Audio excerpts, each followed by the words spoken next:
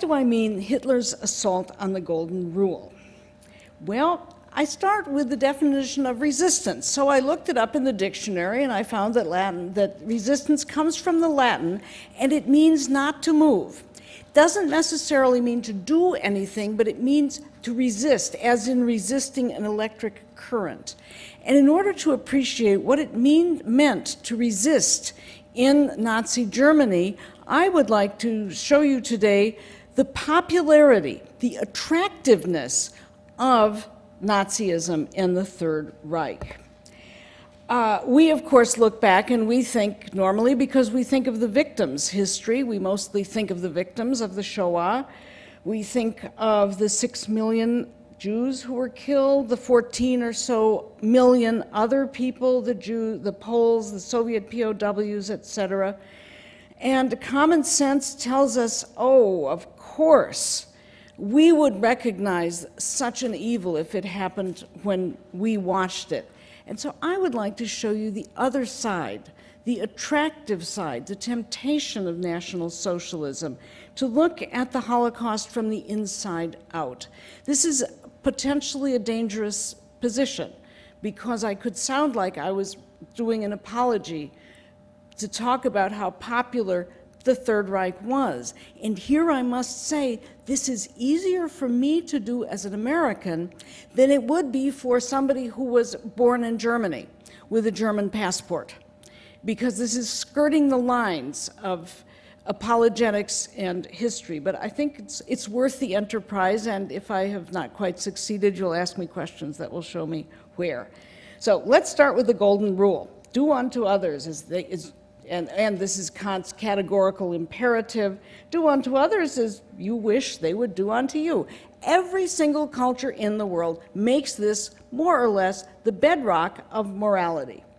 It's universal. So what's the problem?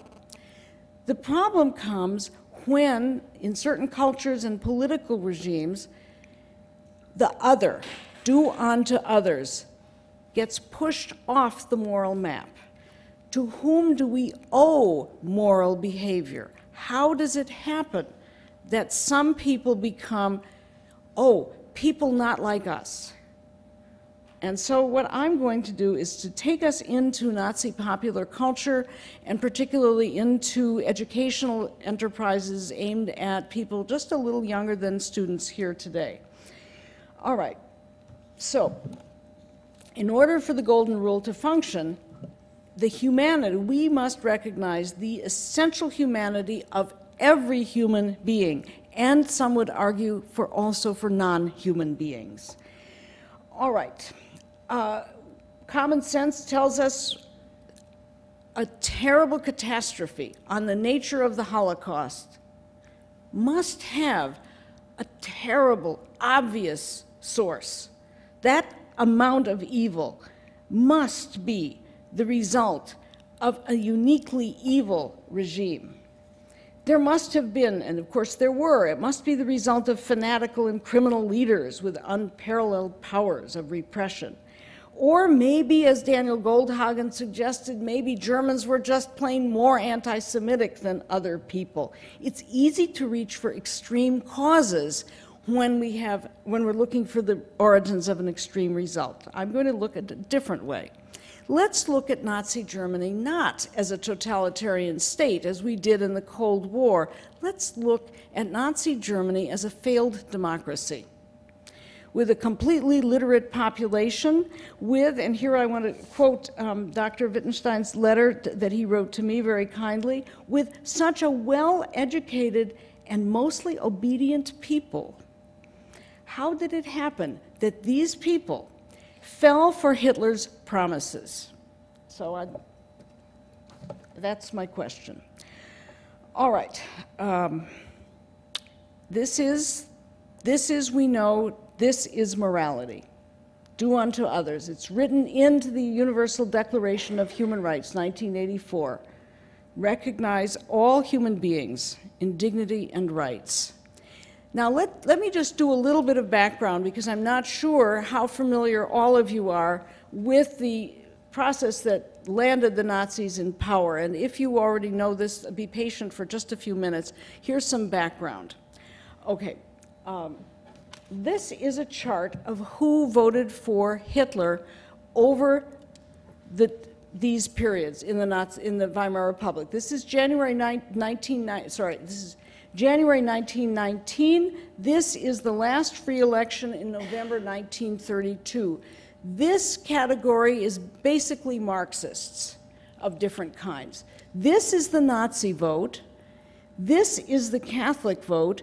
And these are the liberal conservative parties. So you look at this, and first thing that you notice is that in the last free election of the democracy, the majority of voters voted for socialist parties. The Nazi Party got 4% less.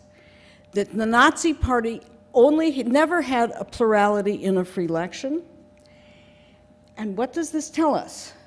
This tells us that Marxist parties held their voters, and Catholic parties held their voters, and that voters for the Nazi regime came from largely the middle class and the liberal parties.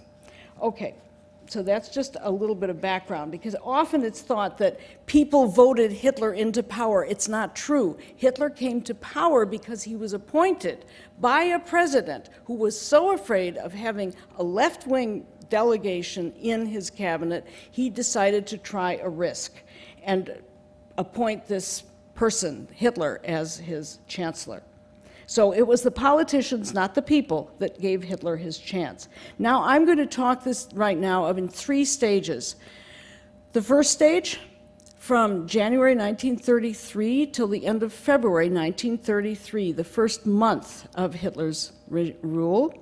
The next stage is by far the longest. That's starting with February 28th, 1933, going all the way to February 1st, 1939. And the last stage I'll go over very, very quickly, and that is the wartime from September 1st, 1939 until the end of the war in 45. All right. Hitler was appointed, stage 1. Hindenburg, the president, appointed Hitler as chancellor. That's the kind of constitution they had. Nobody was worried that he would take over. It's true there was a torchlight parade and the Nazis behaved as if they had won a mandate, but that was stage managed. That was obviously propaganda. There were only 3 ministers in the cabinet who were Nazi. And most of all, Hitler himself didn't look like a very likely head of state. After all, here was a very inexperienced outsider. He'd only run for office once. He'd lost the election. He had never held a steady job except when he fought in the military in World War I. He had no legislative experience. He dropped out of high school. He was notoriously lazy. He liked to sleep late and to eat wonderful Kaffee und Kuchen in the late afternoon and gorge himself on pastries. He was a cranky vegetarian and a teetotaler, and his grammar was terrible, and he had an Austrian accent. So people said, we're not going to worry about him. Let's go to stage 2. On February 28th, 1933, terrorists attacked the Capitol building, the Reichstag, in Germany. The Reichstag went up in flames, terrorism. And here is a cartoon I couldn't resist from Punch magazine. Bismarck, the chancellor, the great Iron Chancellor, is tapping Hitler on the shoulder and saying, okay, buddy, this is your chance, do it. And he did. Hitler announced that there was a communist revolution underway. The communists had burned down the Reichstag. The whole country was in danger of a revolution, issued the orders. People suspected communists were arrested, and martial law in effect was declared, and new elections were declared, announced for March. Thousands of people were arrested. The elections were not free. Everywhere in Germany, brown shirts attacked Jews. They attacked their political enemies. It was a nightmare. On March 20th, the election, not a free election, was held. And, I'm sorry, not March 7th. Another election was, I forgot one election. Another election was held. And this time, including censorship, including the fact that all communist delegates were arrested, even then, without a free election, only 43% of all Germans voted for Nazi candidates. Later that month, on the 20th of March, the Reichstag, the legislature, voted. And again, not the people, but the politicians voted Hitler 4 years total power. So that's just as a background. And this lack of support for Hitler in 1933, I hope, will convince you to be curious about how Hitler managed to create such a popular government over the next 6 years. All right. So, first action, let me talk about this. Let's look at Hitler as somebody who marketed, advertised his appeal. And here are some guidelines. First of all, people who were persecuted were ridiculed, so that persecution against the few feels like protection of the many. And here we have obvious ridicule. Here's somebody caricatured as a Jew. Critics were ridiculed. Here's a professor who worries about the Constitution. And he's looking, here he is, he's called the nitpicker. He doesn't see the great military force. The second rule was that persecution appears to be preemptive self-defense against an enemy that doesn't fight fair, an enemy that looks innocent but actually is quite dangerous. And that enemy was the Jewish world conspiracy. But instead of calling this a boycott against the Jews, Hitler announced that on the 1st of April, I'm sorry, Hitler didn't announce, he stayed away from this. Goebbels announced that all Germans, that is non-Jewish Germans, should boycott all Jewish stores on Saturday, April 1st, 1933. But it wasn't described as an aggressive act. Instead, it was described as a retaliation because some Jewish people in New York were threatening a boycott. So aggression against the Jews is framed as a boomerang effect. It really was the Jews who started the aggression, and then the Nazis defended themselves. The boycott actually was quite a failure for reasons I won't go into, but if you want to talk about it later, we can. It failed. It was called off 24 hours later, and everybody knew it failed because Goebbels got on, the propaganda minister, got on the radio, and he said, it's been a great success. So anybody who knew that meant failure. The third rule about violence is that violence was limited. At this stage, Jews were not arrested as Jews. They were not put in jail. Communists were arrested, so that violence looked as if it was limited, so that most people would feel that the violence didn't threaten them. One of the first actions in April was to dismiss all civil servants, that includes professors and teachers, who had Jewish grandparents. And here, I thought this was a really interesting cartoon, because here you see a Jewish professor lecturing to people with gas masks. Gas masks that protect them from the poison coming from the lectern.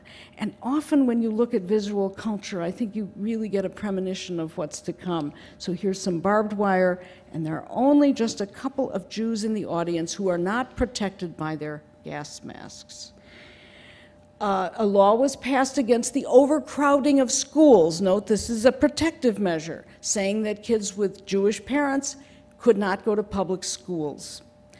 Civil servants were dismissed. Laws were passed. Some Jews began to leave the country, and this is the fourth rule. Ridicule the victims. Jews who left Germany because they felt their lives and their livelihoods were endangered were called unpatriotic. And here are two cartoons ridiculing Jews going to Israel. One of the liberal writers, Heinrich Mann, Thomas Mann's brother, was ridiculed. He said, aha, he's somebody who loved the Jews and they're not taking him to Israel. This is one Jew is saying to the other, oops, there goes our last chance. We can't get out of here. So this, now I'm going to go fast forward because I've got to go fast forward. Let me just pause, though, briefly in 1935. In 1935, all German people who had Jewish grandparents were declared non-citizens. They lost their, and they were, young men were not allowed to serve in the military. Jewish families were not allowed to have Christian servants working for them if the servants were under the age of 35. And perhaps most distressing, marriages between a German Jewish person and a German Christian person were prohibited, and so were sexual relations. And this was called, again, protection of the blood. And immediately, the experts set out to figure out who was Jewish and who wasn't. How many grandparents, how many did it take? Were there people who were half, 50%, and then the bureaucracy went crazy. So this happened. In 1936, people who were defined as Jewish were told if they owned businesses that they had to transfer their businesses to Aryan, so-called Christian owners. And that process began. That was legal expropriation of Jewish property. Okay, let's move forward and remember how brilliant Hitler was in foreign policy. This map says it all. Hitler was a genius in foreign policy. He militarized the Rhineland against the Treaty of Versailles, that's here. He formed a unity with Austria, which was outlawed in the Versailles Treaty. He annexed the German-speaking part of Czechoslovakia right here. He conquered the rest of Czechoslovakia, all by 1939, and the Allies did nothing to stop him, nothing. They threatened, they fussed, they did nothing. So the way seemed open. On September 1st, 1939, German armies marched into Poland. And again, the Allies declared war. France and Britain declared war, but they sent no troops. They did nothing. So against the background of what I'm now going to introduce you to, remember, we're looking at an extraordinarily successful foreign policy manager. And remilitarization meant contracts, Keynesian economics, the German unemployment rate, which was 1 out of 3 in 1933. 1 out of 3 people were unemployed in Germany. By 1936, there was a shortage of labor. And that happened because of many reasons, but mostly because of military spending. Okay. So now, let's turn to what it would have been like if you were somebody who did not feel threatened by the Nazi government. You were good, you were not communists, you weren't Jewish, you weren't gypsy, you weren't homosexual, you seemed to be just a regular mainstream person. Oh, I forgot to ask, how many Jews lived in Nazi Germany in 1933? Who would just like to take a guess? What percentage of the German population, 65, 70 million people, what percentage of those Germans had Jewish grandparents? Just give me a guess. Take a guess. Oh, come on. How many? What do I hear? 45%. 45%. Okay, let's keep going. More guesses. Just figure. How many percent? 2%. Oh my gosh. Guess what? 2% is high. 1%, less than 1%. So we're talking about a tiny minority. Thank you very much for your 45. And he was not a plant. Okay, so let's take a look at what life was like for mainstream Germans. First of all, their most popular beverage was Coca-Cola. The most popular car was the Ford car.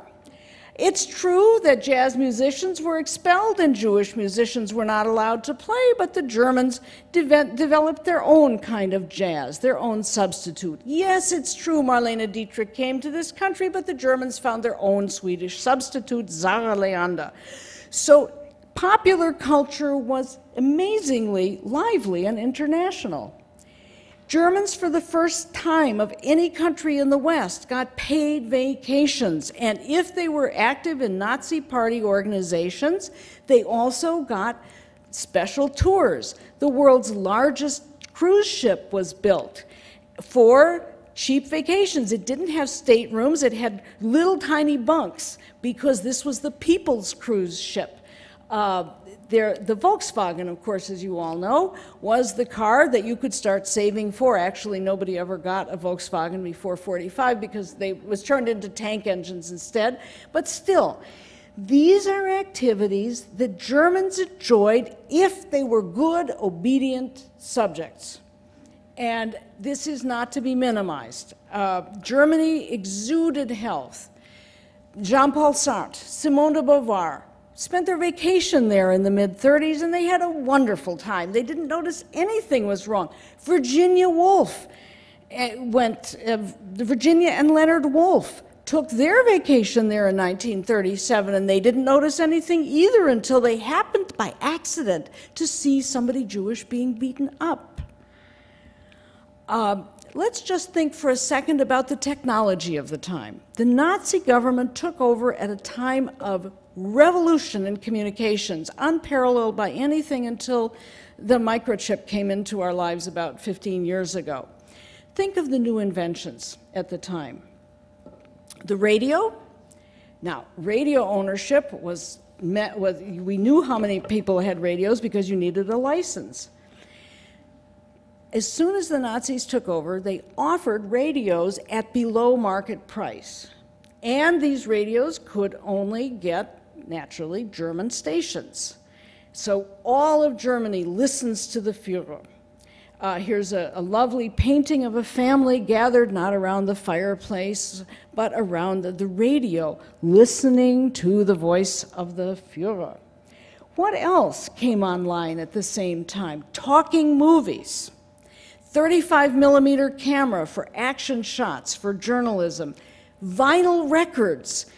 The Nazi Party, even before 33, packaged vinyl, of course they were brown vinyl records, with Hitler speeches and marches on them. So these were incredible inventions of the time. People had never heard of these things before. The telephone, the colorful graphics, cheap paper, newspaper. This was a communications revolution, and the Nazis understood how to use it. In the 1920s, only the Nazis understood the advantage of electronic voice amplification. That's why Hitler could speak to 10,000 people, because his voice was amplified. And try it. You can't speak for more than 15 minutes to an audience of 100 people. Your voice goes. But the Nazis used that too. All right, so let's take a look. The Olympics. And I'm mentioning this because the Olympics of 1933 were technologically dazzling. There was real-time broadcasting throughout the world for the first time ever of any event. People could listen to their radios and hear what was going on in Berlin. And it came from Germany. And of course, the brilliant filmmaker Leni Riefenstahl shot a classic film you still see if you take a history of documentary film. This is the program of the Olympics called the Festival of Beauty. And I'm mentioning it that the International Olympics Committee was under considerable pressure to boycott the Olympics in Nazi Germany, and the boycott failed. Because the boycott failed, Hitler said, see, the world wants the Olympics to be in Germany. And the Germans put on an extraordinary pageant. I guess except the World Cup was maybe similar to that, maybe, but probably not quite. Now, the Nazis understood that in a global world, that people in Germany could read the foreign press. They could travel to France, they could read critics. So instead of just plain censoring critics, the journalists at the time and editors at the time showed Germans criticisms from other countries, anti-German propaganda, and explained to them how silly the ridicule was. So they ridiculed the ridiculers, which was also a brilliant tactic, instead of just thinking that they could keep the press censored. So here are some examples. In the SS magazine, every week they had a special featuring anti-German cartoons. The French cartoon was reprinted and laughed at in this magazine called Neues Volk, which had a kind of format of Life magazine. It was a little bit smaller. Artists who had been starving for years and years, that is, realistic artists, suddenly got commissions. And Hitler himself acquired paintings every year. Realistic, pure art was very popular. This particular one is the one that hung over Hitler's own personal apartment in Munich. Notice, incidentally, that Hitler liked Renaissance, that is non-German art. That's a kind of Renaissance theme. This is called, I think, the Four Seasons, of course, not a very original title. And one way of making German art, pure art, look purer was to juxtapose it with decadent art. And so instead of, again, just censoring decadent art, instead, decadent art was put on view and people were told to look at it. They were given permission to stare so they could see the contrast between Otto Dix and the pure art. So they could feel once again that the dangerous decadent art was gone. This is the image of Hitler, the great leader. We all know this. Oh, and I'm going to, from now on, I'm going to use the old German script. I'll explain why later. Okay, so this is the Hitler that was produced by the artists, the charismatic leader, the father figure. But Hitler also understood, or Hoffmann, his private photographer, understood something that Clark Gable understood in the United States. And we now call that celebrity journalism. What is celebrity journalism?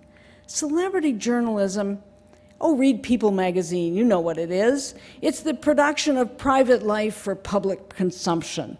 So along with the official Hitler, here we have little booklets published for not very much money showing the private Hitler, the nice guy, Hitler with his dog Blondie. And the last page in this little booklet said, oh, evil people poisoned Blondie, and Blondie died. They really knew how to hurt a man. And then here is a child's prayer, adapted from a Christian child's prayer, and Hitler, the father figure. So Hitler also had the man of the people, and that's really important for star appeal. Every time kids visited Hitler in Berlin, they went home with a picture like this. Now I'm going to show you some slides of a Hitler Youth slideshow in 3 parts. I'll be merciful, I'll just show a small selection from each one, and you can go against the background of this very savvy regime, mastered the art of marketing, of advertising. Now let's look at education. A slideshow was put together of 76 slides in 3 different parts.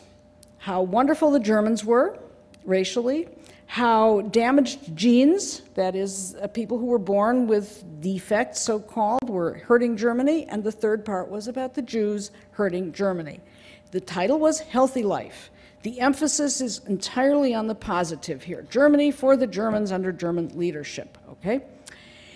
All of the racial laws each had a slide, and each slide of a racial law was positioned next to a work of art. This particular statue was made to commemorate the law requiring that everybody who got married had to have a genetic health certificate. It's interesting, too. You think about the Nazis as being prudish, but look at the statue. Breaks your stereotype. The Nuremberg Law of 1935 that expelled Jews from citizenship was paired with one of the great medieval statues in a German cathedral. Now, the second part of the slideshow, once again, was saying, look at the unfortunate.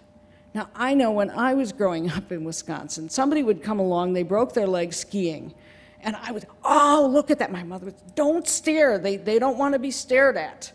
So we were told not to stare at people who were unfortunate in any way. This slideshow says, look, to incite disgust. Instead of feeling Christian so-called charity, instead of feeling empathy for the misbegotten, people were encouraged to stare and to feel repulsion.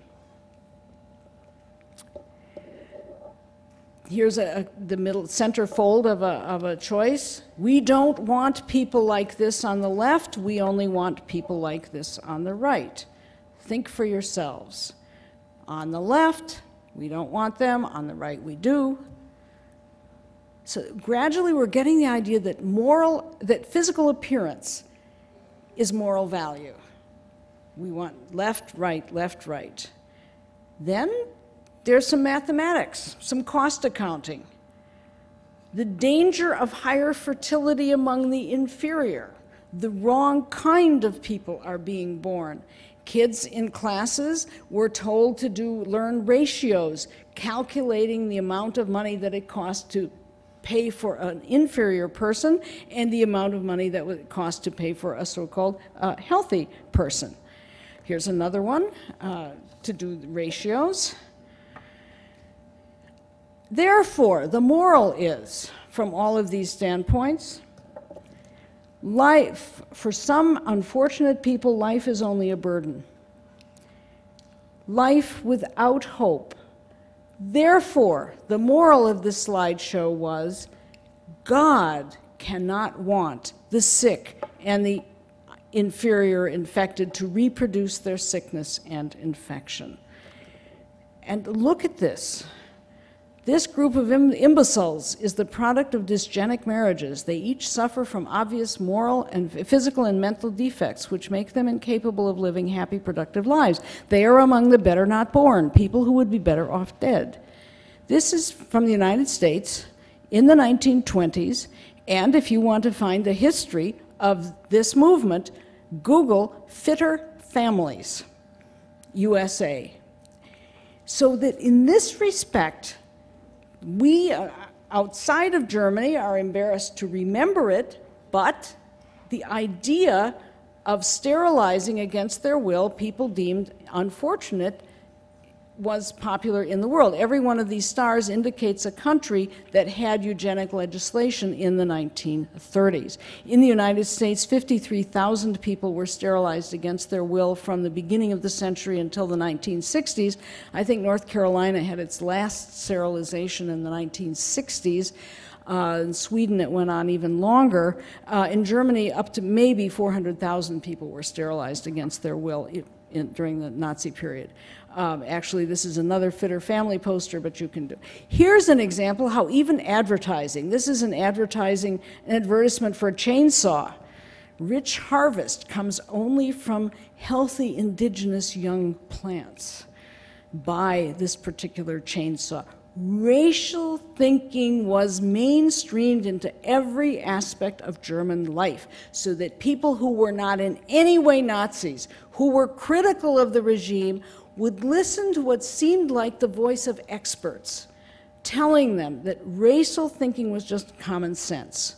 Here's a poem that kids had to learn. Keep your blood pure. It does not belong to you alone. Like you learn. Isn't virtue being unselfish? Really? Isn't virtue putting your own best interests back and promoting collective interests? That was the moral of the Nazi period. Keep your blood pure. It doesn't belong to you alone. Now here are some discussions about Jews. And you would have encountered, if you were in school, you would have encountered anthropology, physical anthropology. And here we have 3 females from inferior racial stock, Jews, East Asians, and Africans. That Jews were taken away from the Western mainstream and identified along with people from outside of Europe And lest you think that this is only a German tendency, look at these. This is Ernest Houghton. Who was Ernest Houghton? Ernest A. Houghton was the chair of the anthropology department at Harvard for 30 years.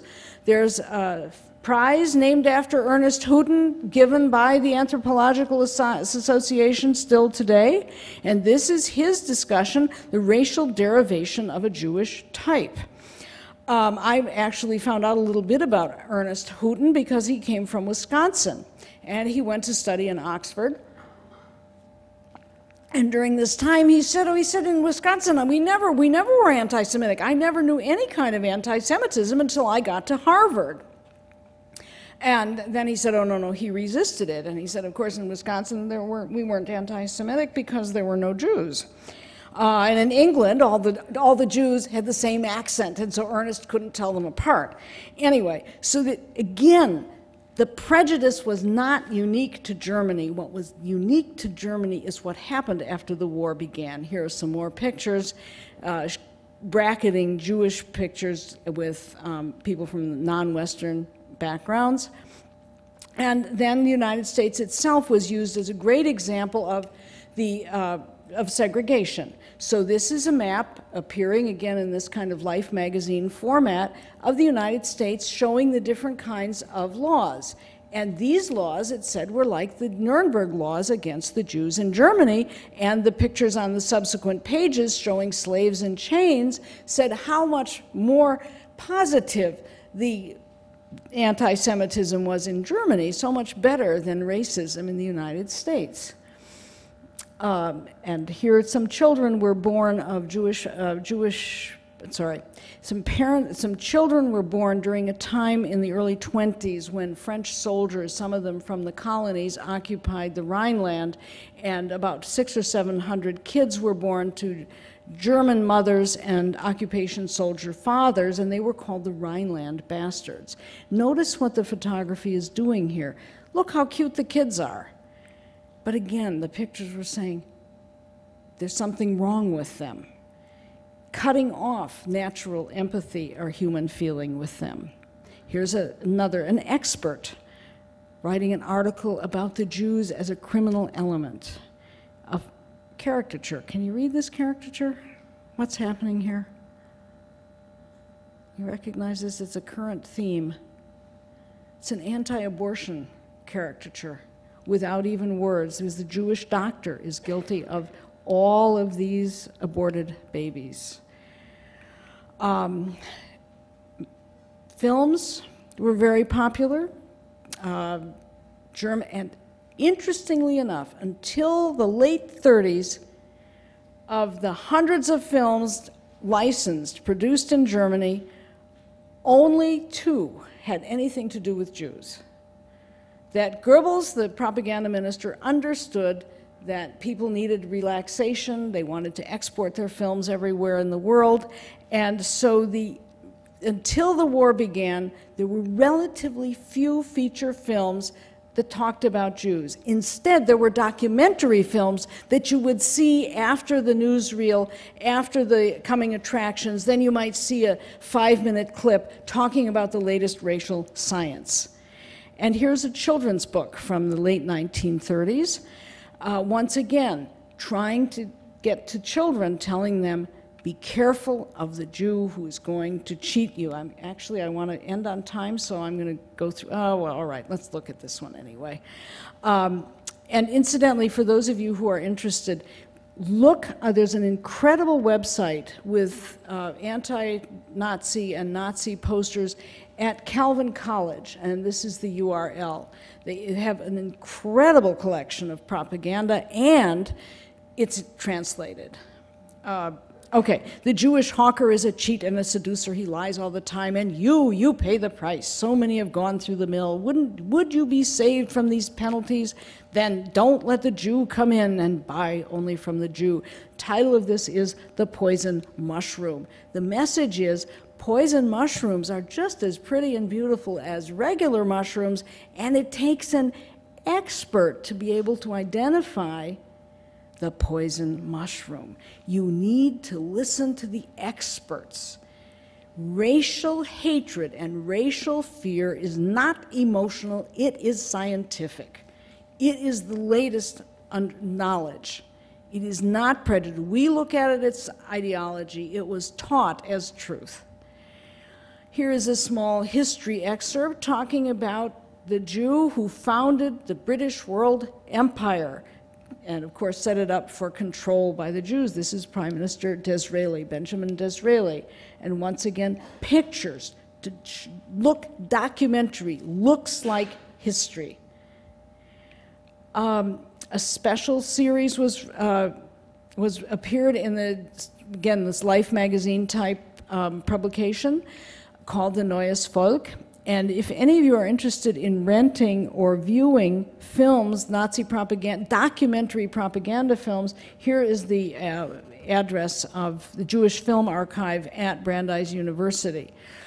This is an announcement for The Eternal Jew, a terrible propaganda film that was shown during the war. Now, on November 9th and 10th, 1938, a German diplomatic official died in Paris because 3 days earlier a young Jewish man shot him.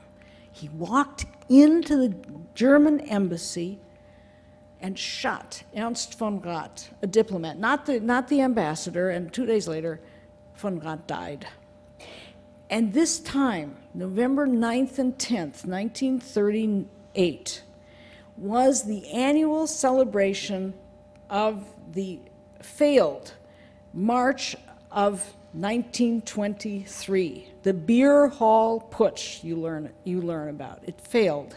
So every year, all the big party leaders showed up in Munich, and at this particular time, the diplomat in Paris died of his wounds from being shot. The public outcry was terrible.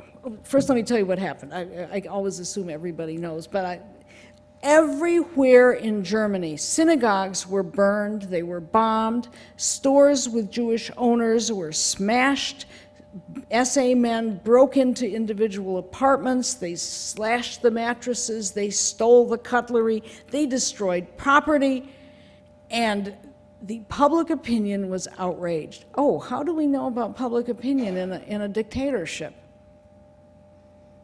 You can't write in, you can't write to a letter, write a letter to the editor. Dictatorships, absolutely in the modern age, must have good feedback because they must, like good marketers, they must know which of their techniques works and which doesn't. So all over Germany, there were V people, the trusty people. Every neighborhood had one. Every week they got a question, or every month they got a question saying, how is this law? Is this popular? Is this isn't? Is this not? And the answers came back. They were compiled in Berlin, actually, and now they're available in 18 separate paperback books. And that's not the complete copy. That's just an excerpts from them. Overwhelmingly, Germans were outraged at the destruction of private property. We're not sure they were outraged at an anti-Jewish action, but it was clear it was not popular. Oh, how else do we know what Germans thought? Well, the Socialist Party was underground, and the Socialist Party was planning for a revolution, and they also needed to have information about morale. So the Socialist Party had representatives all over Germany, and they put together their reports, and they sent them to first to Prague and then to Paris, and then they disappeared altogether. So we know, we have a very good sense. We know more, I think, about public opinion in Nazi Germany than we do in the United States. So how was this marketed? The SS was not initially the SS was the elite black shirt corps, paramilitary, and at first the SS was not in favor of this boycott. So here's how they advertised the pogrom, I'm sorry, I said boycott. They showed you a random sample of these Jewish men. 30,000 Jewish men were arrested and sent to concentration camps in Germany. This is the first time Jews were arrested as Jews. And they were depicted as criminals. Remember the picture, the article about the Jew as criminal? Their heads were shaven, they were put into prison garb, and they were depicted as dangerous people. So once again, destruction of Jews and Jews' property was billed as protection from a dangerous enemy. Now the last, yes, okay, this is the last few minutes. The last phase begins with September 1st, 1939, when the when the German army marched into Poland. And the propaganda continued that the invasion of the East meant the invasion by the superior of the inferior people. And you notice that quotation at the bottom, is everything equal that has a human face? This was a slogan of the Nazis. And it was repeated by, I still think, the greatest political theorist of the 20th century, Carl Schmitt, in 1933. Educated jurist Carl Schmitt said in a small pamphlet he wrote, "Not everything with a human face is human." And that limits the range of moral obligation. The face on the right is somebody who had no moral claim against the person on the left. On the day of the invasion, September 1st, 1939, Hitler decided to exterminate people who were thought to be unworthy. Actually, he didn't make that decision on September 1st. He made the decision a month later after the invasion was successful, but he backdated the order to September 1st. And then began the so-called T4 operation. Secret. T4 was a shorthand for the address of the office that directed extermination. And this is one of the very few signed orders that anyone has of Hitler. Hitler, among other things, was phobic about writing his name. That's why everybody should have known that he didn't write those fake diaries 20 years ago, that surfaced 20 years ago. But there's a signature on Hitler's name, on his private stationery, authorizing physicians to kill people who couldn't earn their keep. They were called useless eaters. And this began in October 1939. And from there, and I'm not going to here talk about World War II. That's stage 3, and I'll cut it very short because that's the better known story. That's the story of the deportations. That's the story of the Yellow Star. It's the story of the ghettos. It's the history of wartime extermination operations. And what I've wanted to emphasize here is the 6 so-called normal years. When I was a kid and I hitchhiked around Germany and I was an exchange student, I noticed that I'd sit and I'd talk to them, oh, what happened here? And the Germans would tell me what a wonderful time it was before the war. Oh, you can't imagine, they would say to the sweet little naive American, you can't imagine how wonderful it was. And I said, oh, when did the war begin? Oh, they said 1943. In other words, as long as Germany was winning, it wasn't the war. It was only the war when the tide changed at Stalingrad.